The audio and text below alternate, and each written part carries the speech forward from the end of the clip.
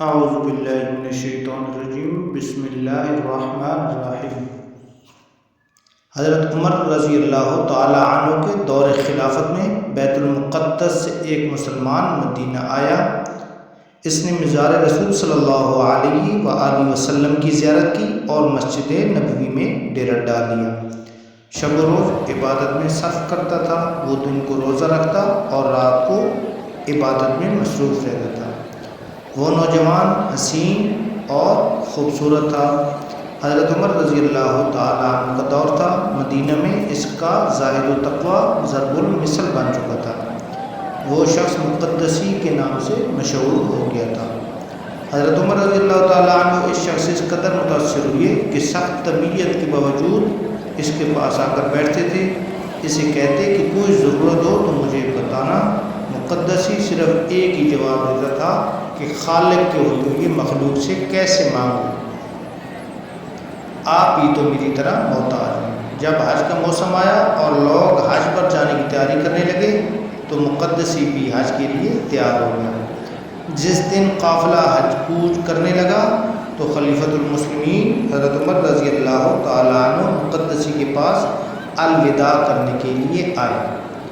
مقدسی نے حضرت عمر رضی اللہ تعالیٰ عنہ سے کہا کہ اے ابو حفص، میں حج کو جا رہا ہوں، میرے پاس ایک چیز ہے، اگر آپ میرے حج سے واپسی تک اپنے پاس امانت رکھنے کی زحمت گوارا فرمائیں تو آپ کی مہربانی ہوگی۔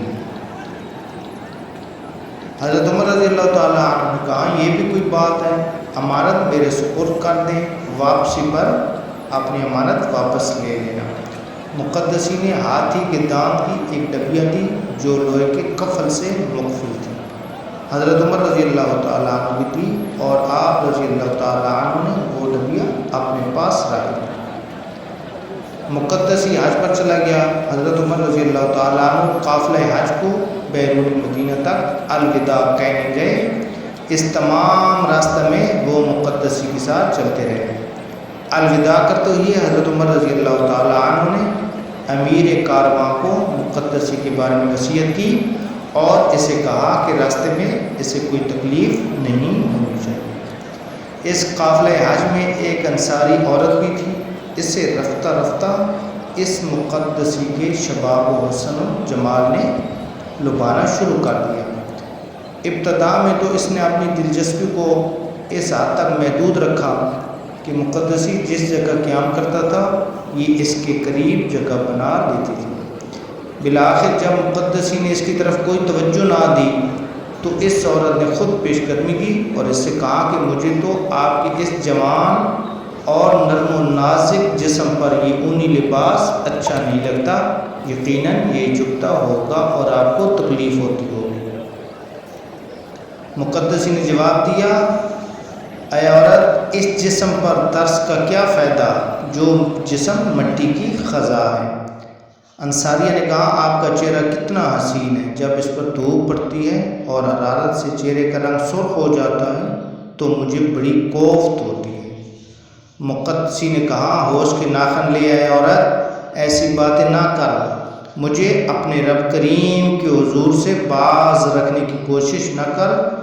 اب عورت کے صبر کا پیمانہ بھی لبریز ہو گیا تو اس نے کہا کہ عابد صاحب، آپ سے ایک کام ہے، اگر آپ نے میری مرضی کے مطابق کر دیا تو بہتر، ورنہ اپنا کام نکالنے کے لیے میں آپ کا پیچھا نہیں چھوڑوں گی۔ مقدسی نے کہا آپ کام بتائیں، اگر میرے بس میں ہوا تو ضرور کروں گا۔ عورت نے کہا میں بھلا ایسا کام آپ کو کیوں کر کہوں گی جو آپ کے بس میں نہ ہوگا۔ مقدسی نے کہا آپ زیادہ پریشان نہ ہوں، کام بتائیں۔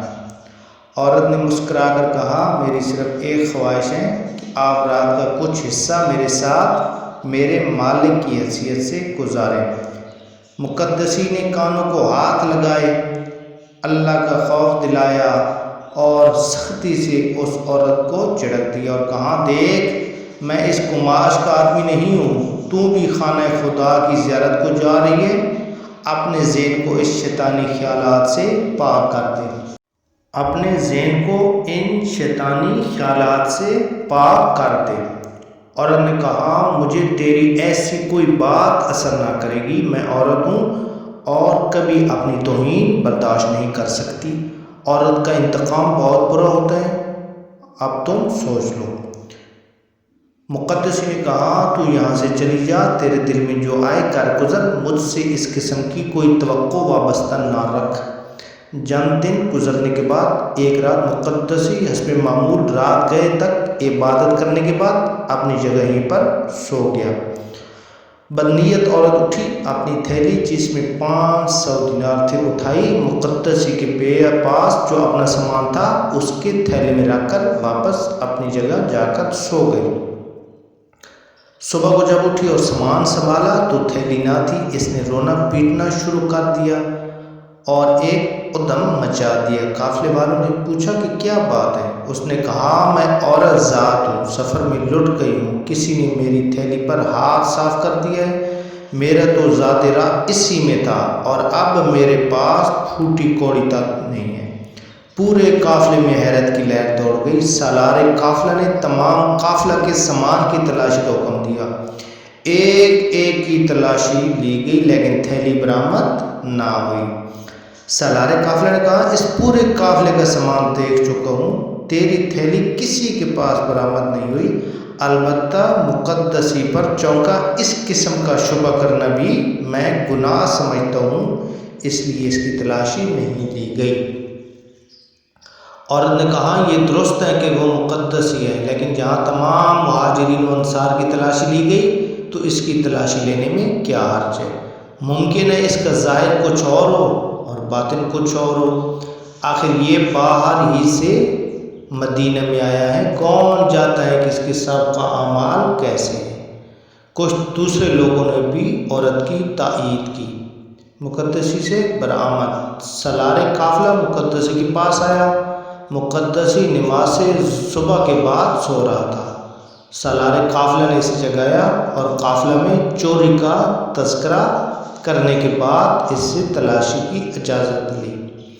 مقدسی بیچارہ تو بے فکر تھا، اسے کیا معلوم تھا کہ مجھے نیکی کی سزا ملنے والی ہے۔ اس نے سالار قافلہ سے کہا جب تمام کی تلاشی لے چکے تو مجھے ان سے الگ رکھنا خلاف انصاف ہے۔ آپ نے جس طرح دوسروں کی تلاشی لی ہے اسی طرح میری تلاشی بھی لے لیں، مجھے کوئی اعتراض نہیں ہوگا۔ سالار قافلہ نے سامان کو الٹنا پلٹنا شروع کیا۔ جو ہی تھیلی کو الٹا تو اس سے اس عورت کی تھیلی باہر آ گئی۔ وہ بھی کھڑی دیکھ رہی تھی، اپنی تھیلی کو دیکھ کر چپٹی اور کہنے لگی کہ یہی میری تھیلی ہے، دیکھا میں نہ کہتی تھی کہ اس کی نمازوں پر نہ جا، اندر سے کچھ اور معلوم ہوتا ہے۔ اب کیا تھا، پورے قافلے نے اس بیچارے کو لاتوں اور کوپر رکھ لیا۔ جب مار مار کر تھک گئے تو اسے زنجیر پہنا دیے کہ حج سے واپسی کے بعد مدینہ لے جائیں گے اور حضرت عمر رضی اللہ تعالیٰ عنہ کو بتائیں گے کہ جس کی آپ نے وصیت کی تھی اس کے کرتوت یہ ہیں۔ مقدسی معاملہ کی تہہ تک پہنچ گیا۔ اس نے اپنا فیصلہ اللہ پر چھوڑ دیا اور جو کچھ بھی اسے کہا گیا اس نے کسی سے ایک لفظ تک نہ کہا۔ تانا زنی کی نشتر اور مار سب کچھ خاموشی سے برداشت کرتا رہا۔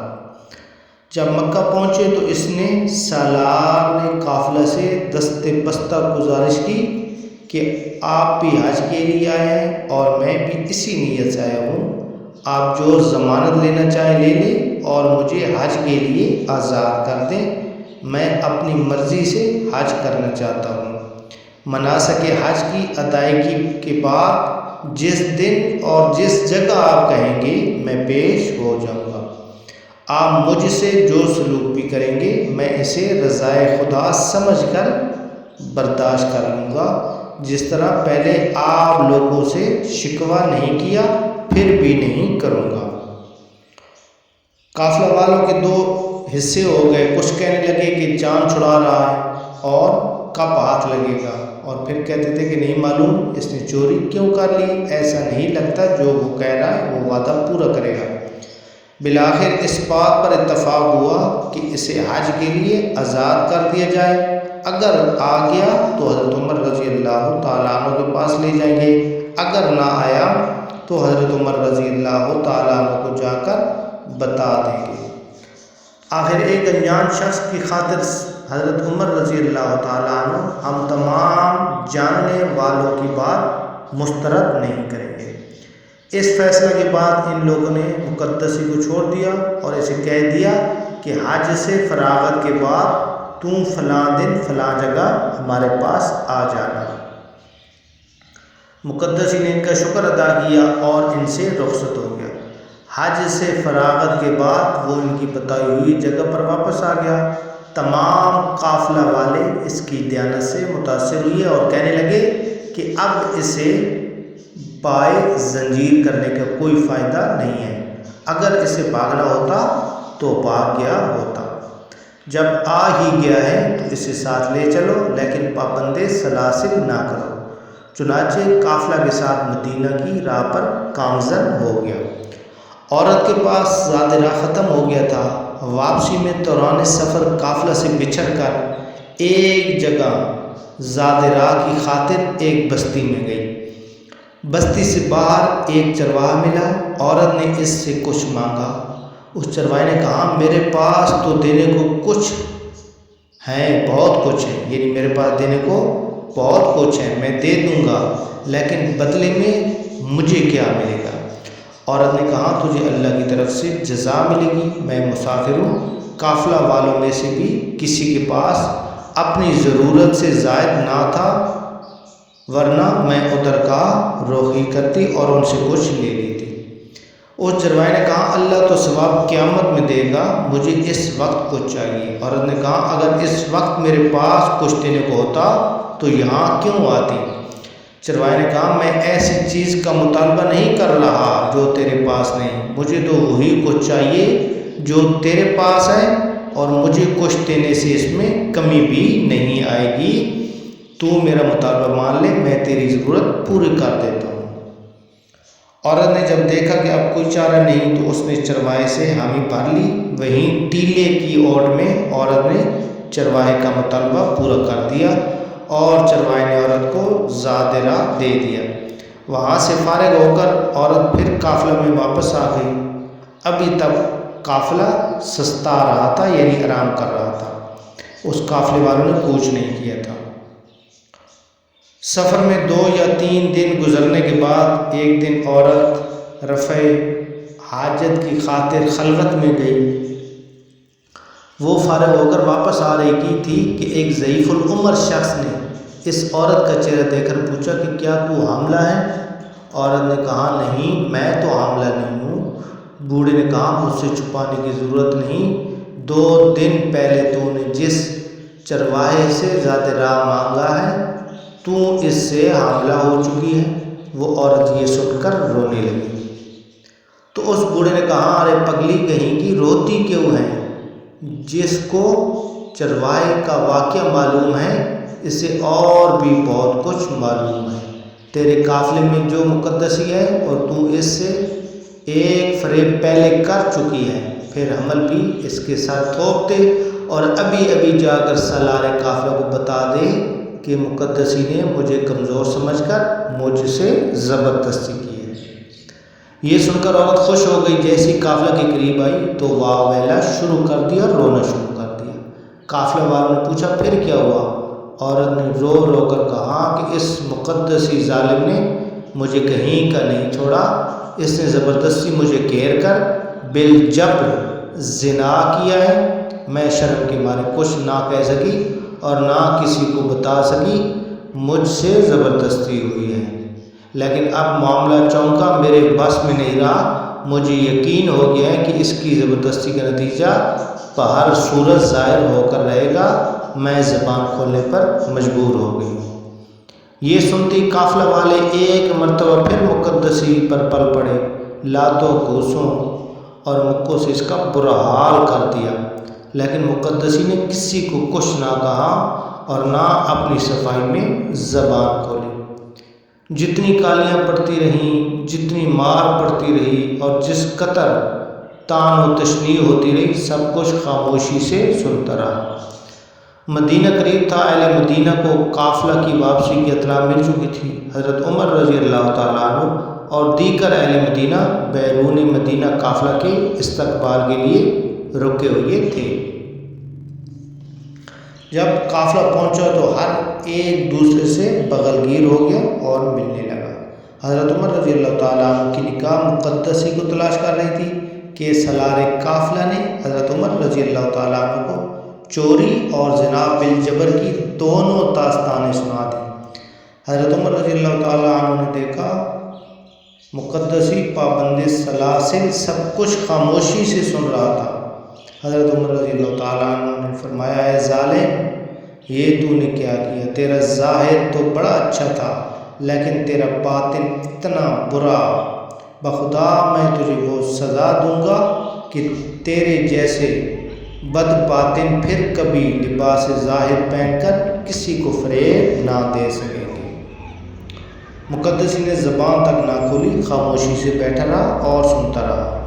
دوسری طرف لوگوں کی بھیڑ میں لمحہ بلمحہ اضافہ ہوتا چلا گیا اور لوگ انتظار کرنے لگے کہ اب دیکھیں کیا فیصلہ ہوتا ہے کہ اتنے میں جناب حضرت علی رضی اللہ تعالیٰ عنہ شیر خدا تشریف لے آئے۔ حضرت عمر رضی اللہ تعالیٰ عنہ نے تمام واقعہ حضرت علی رضی اللہ تعالیٰ عنہ کے گوش گزار کیا۔ آپ نے مقدسی کو دیکھا کہ وہ سر جھکائے پابند سلاسل خاموش بیٹھا زمین کو دیکھ رہا۔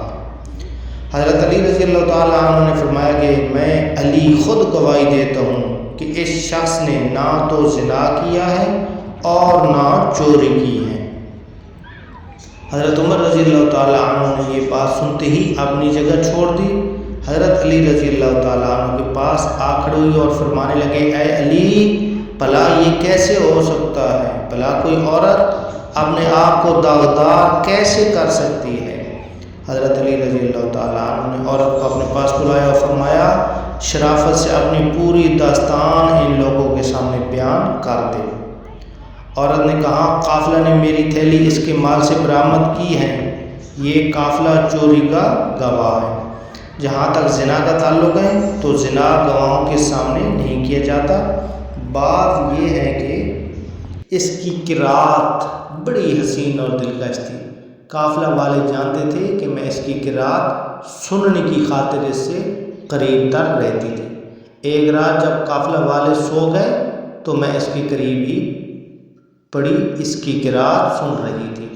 جب میں سماع میں منہمک ہو گئی تو اس نے اچانک اتنی جلدی سے مجھے دبوچ لیا کہ میں ہل نہ سکی اور رسوائی کے خوف سے فریاد تک نہ کر سکی۔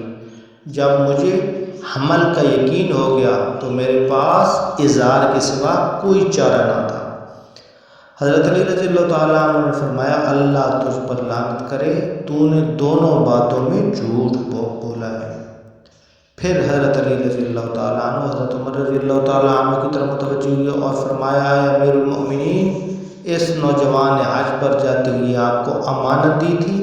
حضرت عمر رضی اللہ تعالیٰ عنہ نے فرمایا، بالکل، میرے پاس اس کی امانت موجود ہے۔ حضرت علی رضی اللہ تعالیٰ عنہ نے عرض کیا، آپ ایسا کریں، وہ ہاتھی دانت کی ڈبیا جس پر لوہے کا قفل پڑا ہے، اس جوان کی امانت دربار میں منگوا کر اپنے پاس رکھیں، پھر میں آپ کو اصل واقعے سے آگاہ کرتا ہوں۔ حضرت عمر رضی اللہ تعالیٰ عنہ نے وہ ڈبیا منگوائی اور اپنے پاس رکھ لی۔ حضرت علی رضی اللہ تعالیٰ عنہ نے عورت کو اپنے سامنے کھڑا کیا اور فرمایا، اب میں جو کچھ پوچھتا جاؤں سیدھی سیدھی بات بتاتی جانا، ورنہ تجھے معلوم ہونا چاہیے کہ میں اس بڑے مجمع میں تیرے سابقہ کرتوت مع گواہوں کے کھول کر رکھ دوں گا۔ عورت کا جسم پسینہ سے شرابور ہو گیا اور تھر تھر کانپنے لگی۔ حضرت علی رضی اللہ تعالیٰ عنہ نے فرمایا، کیا تو نے فلاں مقام پر اس جوان کے پاس جا کر اس سے دعوت گناہ دی تھی؟ آپ رضی اللہ تعالیٰ عنہ نے عورت کے وہ جملے دہرائے جو اس نے اس مقدسی جو ان کے جسم کی نرمی اور چہرے کی بشاشت کے متعلق کہے تھے۔ آپ رضی اللہ تعالیٰ عنہ نے مقدسی کے دونوں جواب بھی دہرائے عورت نے کہا تو ہی عرض کیا قبلہ میں نے دعوت گناہ دی تھی۔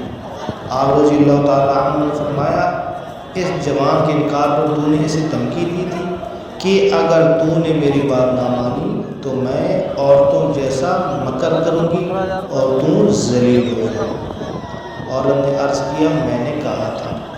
حضرت علی رضی اللہ تعالیٰ عنہ نے فرمایا کہ ایک رات جب مقدس نوجوان شب بیداری سے تھک کر سو رہا تھا تو نے اپنی تھیلی اپنے ہاتھ سے اس کے سامان میں چھپا دی تھی۔